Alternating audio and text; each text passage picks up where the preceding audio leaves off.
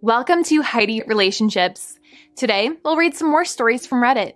But before we start, I would really appreciate if you could subscribe to the channel, like the video if you enjoyed it, and maybe leave a comment down below. That would help the channel a lot. Thank you very much in advance. The first one is titled, My 24M. Mentor, father figure, 47M. Tried to kiss me. Now I feel uncomfortable and don't know what to do. I was doing some volunteer work at a food bank since May of last year. That's where I met and became friends with him. He was super nice to me. We started talking a lot after we'd finish up for the day. Always gave me lots of life advice, or any problems I'd have I could talk to him about it.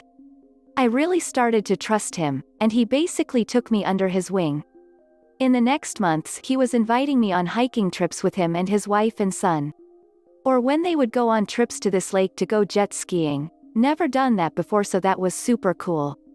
So, it was like fatherly stuff, no lie, even fishing. I really look up to him and he's been so chill. I don't have no dad in my life, so he got to be someone really important in my life. Went to his house this weekend since they were having a barbecue for Father's Day. I even got him something too, as like to say thank you for supporting me. Later, after I was waiting for my Uber to get there, we were alone in his kitchen cause his wife and son went to CVS to buy him Tums. He put his hand on my lap and tried to kiss me. It freaked me out. He saw that, and he was apologizing. Something that he misread my signals. By the way, he doesn't drink, so this was up 100% sober. I just left, and since then I can't stop thinking about it. Was that always his intention? He's invited me to go swimming and we've changed in front of each other's many times. Was he checking me out then? He's literally married too, so what does his wife think? It's also really hard because he was like a dad to me. Now when I think about it, my stomach gets all twisted and I don't feel right. I'm really uncomfortable now and don't know what I should be doing about it. Any thoughts? A user in the comments said, I'm so sorry this happened to you. I don't want to imagine how hurt you feel. I'm afraid I can only advise you to break off contact. You never had the relationship you thought you had, and even if he genuinely misread your signals, which, I'm sorry to say, I really doubt, there is nothing you could really salvage. You wanted a parent, he wanted a boyfriend, or in the worst case a living sex toy he was ready to abuse in order to get. In any case, you can't find healthy common ground here. Perhaps explain to his wife why you're cutting contact. Also consider, unless she was in on it, he was willing to cheat on her. One more reason to cut him out. If you want to, but please cut him off. Another user said, sorry, this happened. Unsure of what his intentions were all along, but he has shown his true intentions. Please get support as he has assaulted you. He violated your trust, he overstepped boundaries, and he cheated on his wife. You will need help processing your emotions. Professional support will help. Do not blame yourself. He is the guilty person. The next one is titled, Update. My 24M. Mentor, father figure, 47M. Tried to kiss me. Now I feel uncomfortable and don't know what to do. So, thanks for the advice and also for being super supportive about what happened. It made me feel less bad. Sucks I had to lose a father figure like that who meant a lot to me, but I don't know, I wasn't going to be able to get past the weirdness and how uncomfortable him trying to come on to me made me feel. At first I felt like it wasn't my place to say anything, but since you encouraged me that his wife had a right to know, I decided to tell her. Exactly how it happened, also that I'm sorry, I'm not trying to start any drama or cause probs for their marriage, but felt like she should know what he tried with me. His wife didn't believe me, and I probably got mixed up. She didn't get mad or nothing but treated it like it was a funny story, but at least I said something. Thing is, like 3 days later he called me, and he was pissed. He thought it was fine if I didn't feel the same way about him. Supposedly he's in love with me, but he can't believe I got his wife dragged into it. So, I guess she still confronted him. I don't know what went down, but whatever it was had him pissed enough to call me, and she's not speaking to him. Technically he was the one who'd made a move, but still I feel guilty because they have a son and everything. Don't know how it's gonna go down for them. We haven't talked since and have that unspoken agreement that we just not gonna talk or see each other anymore. Even if he did try to reach out, I've decided I don't want to see him again. I'm still really sad, to be honest. It was nice having someone who's wise and kind that I felt like I was spending quality father-son time with. Hurts that I won't get to have that with him anymore. The next one is titled, My 40 meters, wife, 36F. Discovered my stepdaughter, 18F. Basically does adult videos occasionally. We're uncomfortable with it because of the other kids. My wife and I were on vacation last week and decided to drive home on the evening of the last day, rather than the next morning. The garage, which tends to loudly announce we've arrived home, wouldn't open, and I've since figured out was dead batteries in the opener remote, so we came through the front door. My stepdaughter's car was in the driveway, which almost always means she's home, but the house was dark and quiet, and she didn't seem to be there. Curious as to whether she was actually home or not, we went upstairs and knocked on her bedroom door. We could somewhat hear her voice talking to someone, assumedly on the phone, but she didn't respond to the knocking, so my wife opened the door and stuck her head in the room. My stepdaughter was apparently going at it with an adult toy in front of her laptop at the end of the bed, talking to someone through her Bluetooth earbuds. That suddenly led to a lot of very confusing and embarrassing outbursts and reactions from both my wife and my stepdaughter, and, after I caught the drift of what had just happened, I left them to discuss whatever it was that they needed to discuss about the incident. Apparently, the last few months my stepdaughter has been going on some chat with a randomly paired person website, looking for guys who are willing to pay her money through PayPal in exchange for letting them watch her pleasure herself. I'm not sure how all the technical details work, but that's the gist of it, and, in my opinion, it's basically doing adult videography. Now, my wife and I try to stay reasonably open and accepting of our kids' sex and sexuality choices, but this one is definitely pushing my wife's limits of acceptance. Still, my wife is now at least tolerating the idea as ultimately being my stepdaughter's own choice as an adult, albeit likely a foolish one. However, we have 4 other kids who are teenagers and still minors. They live with us 50% of the time. 3 of them, 17 meters, 16F and 14F, are mine, and the 4th, 14 meters, is my wife's. My stepdaughter and stepson have different fathers, and my stepdaughter's biological father has never been in the picture. That is, to say, we have my kid's mother and stepson's father to partly consider in any of my and my wife's parental decisions. Despite being very questionable, while we are ultimately considering this sexuality choice of my stepdaughter to be her own, we have major concerns that the nature of her sexual activities has a bearing on our household overall. For example, we would imagine pleasuring herself in front of random strangers is bound to bring out the occasional crazies, even possibly a stalker or 2. We just can't imagine child services being okay with us keeping our other kids living with us, with someone basically distributing adult videography from our house. My stepdaughter is arguing this is a way to make lots of money very quickly and easily to save up while she's working on her associate's and bachelor's degrees. She says that she can usually make about $500 in only 2 or 3 hours. My wife argues that my stepdaughter cannot be considered a resident of our household if she engages in this type of behavior, basically, kick her out if she continues.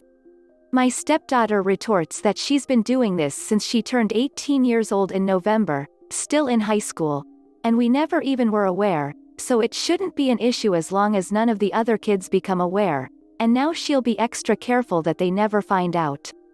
My wife tries to negotiate that she at least does it from a hotel room, but then my stepdaughter says it's expensive and defeats the whole purpose of trying to save money. And so, the arguing continues on, etc. Any ideas on how to compromise something between us and my stepdaughter which gives her the freedom to do whatever it is she, in our opinion foolishly, wants to do with her body, all the while not risking this being bad for our care of the other kids if we were to allow it? A user in the comments said, I mean at the very least you guys should be making sure she knows about and uses a VPN and any other advanced internet security measures necessary. The US intelligence community couldn't track down a Russian hacker until the one time he forgot to enable his VPN before logging on. But also, there should be no location identifying features in the room or visible through a window in the background. She also needs to be aware of what fosta sesta means to the work she's doing. And she needs to have separate bank and online transaction accounts from her personal accounts, cause PayPal and other companies can, and often do, straight up steal all of her money if she's making it against their TOS. Plus, she needs to have all her tax info fully figured out. Whether she leaves or not is a personal decision for you guys. But if she leaves and you guys know it is for this reason and she isn't taking steps to protect herself, you guys may still have to deal with it later down the line. If PayPal freezes her account with thousands of dollars in it and all of a sudden she can't pay rent, then that's going to become a you guys problem anyway. If she is just dumping all of her SW money into her regular checking account and not accounting for it on her taxes, then that's also going to become a you guys problem at some point. I have zero issue with sex work. I think it should be fully decriminalized. But right now, it isn't, and anyone engaging in it needs to be fully informed and have the tools to ensure their safety and livelihood. Another user said, if she wants to keep doing that, then it's better for her to get her own place. In her words, she is already 18, and if she is doing adult things in a family household, then she should do it in her own adult apartment. The next one is titled, Update to the Webcam Stepdaughter. Bit by bit, we've been talking to my stepdaughter about her reasoning and possible emotional motivations for choosing sex work, as well as the major short and long-term considerations of her choice of work. After all those discussions, which also included consultations with a family law attorney and a real estate attorney, we seem to have settled on where to go from here. The discussions were seriously awkward at times, lol, but I think, ironically, they have somewhat improved our relationship with her, which I've never considered bad but has been on the hopefully we get through the teenager being distant phase the last few years. The slightly longer answer also adds no accessing adult content through the house's internet connection. The medium answer further adds us paying her an allowance of $500 each month while, if she's attending college. The real estate attorney also drew up a roommate agreement for us all to sign, which, among other typical terms and conditions, prohibits any type of behavior that might be considered legally questionable to expose to minors, i.e., sex work, but also things like allowing guests to spend the night without our approval, consuming significant amounts of alcohol, etc. The agreement also gives us the right to limit and monitor my stepdaughter's internet access, usage at the house. Finally, the long answer also has us helping her develop a business plan of sorts. First, her reasoning for choosing sex work is, foremost, saving money for the future. We tried to dig a little into her more emotional motivations and the possibly major short and long-term effects of her behavior, e.g., it might be difficult to find a boyfriend who's okay with this type of income. Would she be okay with her kids possibly finding out 25 years from now, etc.? Basically, why choose sex work versus something more traditional like sales?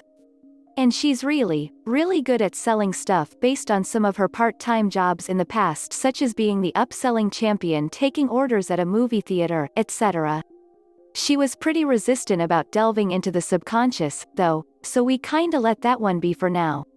Maybe, hopefully she might do a bit more introspection about her motivations, and she'll be willing to talk about it later, but we don't want to prod too much for fear she'd shut down the discussions altogether. As far as the details of her plan, which incorporates a lot of the input and suggestions provided by you all, so I appreciate all your previous feedback, here's the breakdown of most items. Hire a professional IT person to help ensure her devices and connections are truly masked and anonymous with a VPN, assessing the security of the websites she uses, and whatever else goes into ensuring she can't be tracked. Find a business attorney to devise an arrangement to shield her money from being compromised due to companies misunderstanding the nature of the money, e.g., sex work versus human trafficking, such as doing away with PayPal and using a service that's intended for sex work. Find a CPA to ensure she's tax compliant. Rent her own apartment for the sole purpose of conducting her work. Also, the apartment should be in the bigger city near us. We're in the suburbs about 30 miles away, so she's less likely to run into anyone she knows. mask her identity by only working under the guise of a character wearing a costume with a wig, glasses, and super heavy amounts of makeup, and covering up a very identifiable birthmark on her neck, as well as have the camera lighting off her face and a mural background that will somehow tie into her character. Change her username and never give out even a hint of her location, name, etc. Her current username isn't exactly her real name, but it's close and could possibly be used to guess her real name among a few possibilities. Never reveal the nature of her work to anyone else until all her siblings are 18 years old. Stay in college while doing this work, as well as, at the least, maintain a part-time job in her field after college. If she ever wanted to get out of sex work, without relevant job history in non-sex work, finding a job would probably be difficult.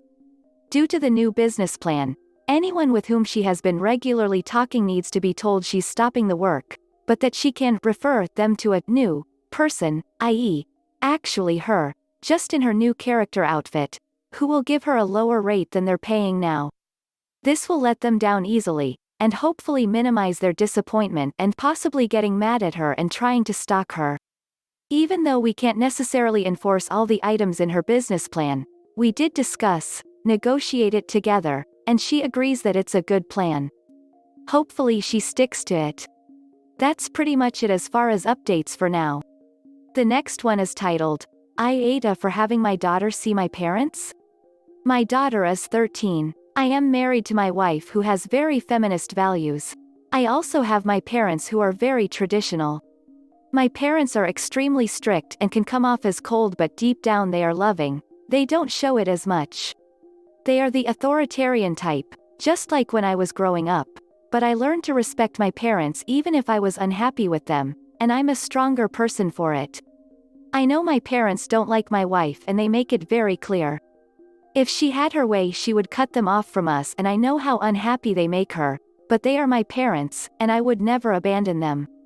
My daughter has made it clear from the time she was little that she hates my parents. She would cry and refuse to get in the car to go see them, so I would have them over. They aren't cruel, but they will put their foot down when my daughter acts up. They don't let her speak unless she is spoken to first. They often judge what my daughter wears and does. I usually have had them over when my wife is at work, so she won't speak up about them like she has in the past. I know my daughter doesn't like it, but I want her to at least be able to see her grandparents, and I hope she will be glad she did. Yesterday my daughter revealed to my wife that for the past few years I have been having my parents over a few times a month. My wife originally thought I was having them over only once a month and wasn't making our daughter have anything to do with them. My wife is pissed that I have been lying to her, which I understand. But now she is saying to completely cut contact with my parents and never bring them around again. Despite their flaws, I deeply respect and love my parents. My daughter chimed in, sobbing and saying that I should put my parents in a nursing home and leave them to die, and when they die she will stomp and dance on their grave. I'm at a crossroad right now. My wife and daughter are sobbing and pissed at me and want me to abandon my parents, the people who gave me life and shaped me into the man I am today. I ate a Reddit? A user in the comments said, so, your parents are abusive, they hate your wife. Your daughter hates them because they don't treat her with any respect. And your response is to declare loyalty to your parents and sneakily force your daughter to see them behind your wife's back? For years? Yeah, YTA. Pick who you want to be loyal to, your family or your parents. You can't have both, and your family is going to leave you if you keep trying. Another user said, YTA. You've made terrible choices that have degraded your wife, and you've allowed your child to be emotionally abused. Do you hate women, or is it just the women in your family? I'll never abandon my mommy even if she abuses my wife and daughter, is not just massively codependent. You've failed your bare minimum requirements as a husband and father, and you've become an abuser yourself. And another person said, most of the small children I know are excited when it's time to visit grandma and grandpa. When I was little, I would talk about it for a week solid before we were planning to visit, because I was so happy to be going to grandpa's house. And why wouldn't I? Grandpa always had candy and bought me new coloring books and let me tell him all about my cartoons and my classmates and the neighbor's silly dog. A small child whose grandparents love and respect her and plan for the upcoming visit to make sure she would have a good time is not a child who cries in fear and dread and won't even get in the car. The reaction you describe from your daughter is incredibly troubling and worrisome to me. Why did you think she behaved that way? Did it even occur to you to find out? We know your parents don't respect your daughter based on the way you say they treat her, but do you respect your daughter? Do you allow her the personhood to make her own choices and feel her own feelings? Does it matter to you that she is deeply hurt by the way you allow your parents to treat her? This is the end of the video. I hope you enjoyed the relationship stories. Please don't forget to subscribe to the channel, like the video and write a comment. I really appreciate your support and it helps my channel so much. Thank you.